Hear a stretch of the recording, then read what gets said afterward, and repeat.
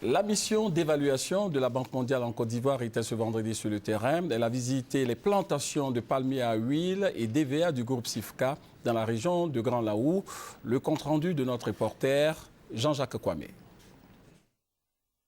Pour sa 4e visite sur le terrain, la délégation de la Banque mondiale a voulu comprendre l'importance de la chaîne des différentes valeurs ajoutées dans le secteur agro-industriel de Côte d'Ivoire. Cap sur les unités agricoles intégrées de Irobo, spécialisées dans la production de l'huile de palme brute, et de Tupa Urso, productrice d'EVA, toutes du groupe SIFCA dans la région de Grand Laou.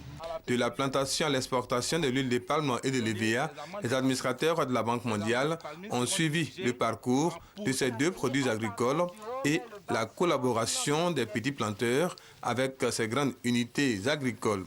Et pour le porte-parole de la délégation Banque mondiale, cette synergie producteur et unité industrielle doit être renforcée pour le nouveau départ du développement agricole des États africains.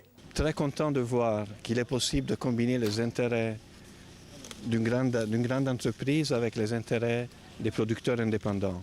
Je crois que c'est vraiment le message important que nous tirons. L'espoir pour l'agriculture africaine de trouver ces formes de combinaison entre des activités qui sont intensives en capital et en main-d'œuvre spécialisée d'une part et les petits producteurs qui doivent améliorer leurs conditions de vie.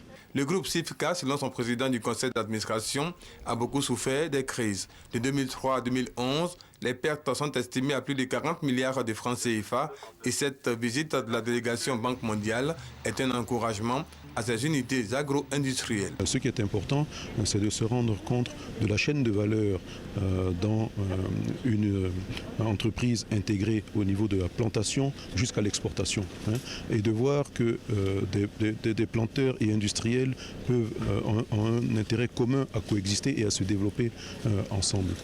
En route, la délégation a marqué une pause dans une plantation de cacao dont la Côte d'Ivoire est le premier producteur mondial avec 1,3 million de tonnes et dont les réformes exigées par les partenaires au développement ont été adoptées par le gouvernement en décembre dernier.